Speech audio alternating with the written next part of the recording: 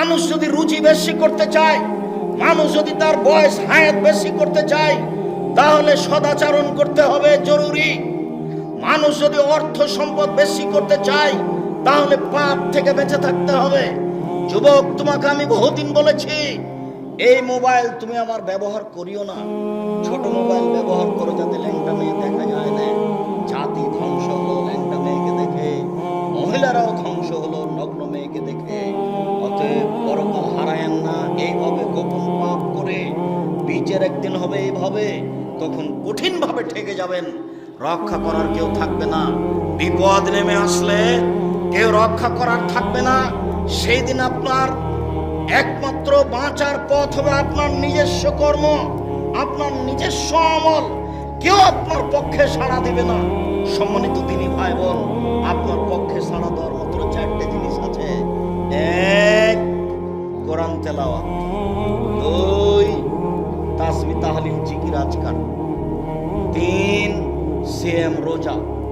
চার, কালো পাথরে চুমা দেওয়া। বৈধ টাকায় হজ করা, আবার রাসূলের পদ্ধতিতে। ঢাকাতে যদি লাব্বাইক আল্লাহু লাব্বাইক বলেন, তাহলে হজ বাদ পড়ে গেছে। আর যদি একাধিকবার উমরা করেন, উমরা করতে গিয়ে হজ করতে গিয়ে সেটাও বাদ। শুধু তওয়াব করতে হবে, অন্য কিছু নেই। মানে ইবাদতের মধ্যে বিদআত ঢুকলে সবকিছু হারিয়ে যাবে। সম্মানিত দিনী ভাই বোন, আপনাকে আমি সদাচরণের কথা বলছিলাম। রাসূল সাল্লাল্লাহু আলাইহি ওয়াসাল্লাম বলেন, লাইসাল ওয়াসালু বিল মুকাফি। ওই লোকটা আমাকে ভালোবাসে তাই আমি তাকে ভালোবাসবো, এর নাম ভালোবাসা নয়। ও আমার সাথে সদাচরণ করে তাই আমি তার সাথে সদাচরণ করব, এর নাম সদাচরণ নয়। রাসূল সাল্লাল্লাহু আলাইহি ওয়াসাল্লাম বললেন, ইজা কতিয়াত রাহমু ওয়াসালাহা। ও যত কাটে তুমি তত জড়াও, ও যত কাটে তুমি তত জড়াও। আমি আব্দুর রাজ্জাক বিন ইউসুফ নিজেও চেষ্টা করি, সামলাতে পারি, ভুলাতে পারি। আমাকে কোনোদিন কারোর বিরুদ্ধে বলা লাগেনি, তবে মানুষ বলে আমি এটা শুনতে পাই, দেখতে পাই, নেটেও দেখতে পাই। আমি তো দেখি না, মানুষে বলে যে দেখি আপনার পিছনে বহু মানুষ লেগে আছে। আমি কবে লেগেছি সেটা দেখা তো দেখি। আমি প্রয়োজন মনে করি না। আমি তুমি যাকে দেখছো পিছনে লেগে থাকতাম, তার নাম নাই। খবরদার, খুব সাবধান। কোনোদিন মানুষের পিছনে লেগে নিজেকে সফল করতে চাইেন না। মানুষের পিছনে গিয়ে নিজের সফলতা অর্জন করতে চাইেন না, ভুল কথা। এমনি তো এটা গীবাত, যেদিন আলোচনা আসবে সেদিন ভিন্ন কথা। আপনাকে আমি বলতে চাচ্ছি, সম্মানিত দিনী ভাই বোন, চারটা জিনিস নেই যার, কোনো কিছু নেই তার। চারটা জিনিস নেই যার, কোনো কিছু নেই তার। চারটা জিনিস আছে যার, সব কিছু আছে তার। এক, হুসন খালিকাতিন, ভালো আচরণ। চারটা জিনিসের একটা কি? ভালো আচরণ। আব্দুর রাজ্জাক সাহেব বাকি তিনটা বলে রাখেন। দুই, হিফজ আমানাতিন, আমানতের রক্ষা।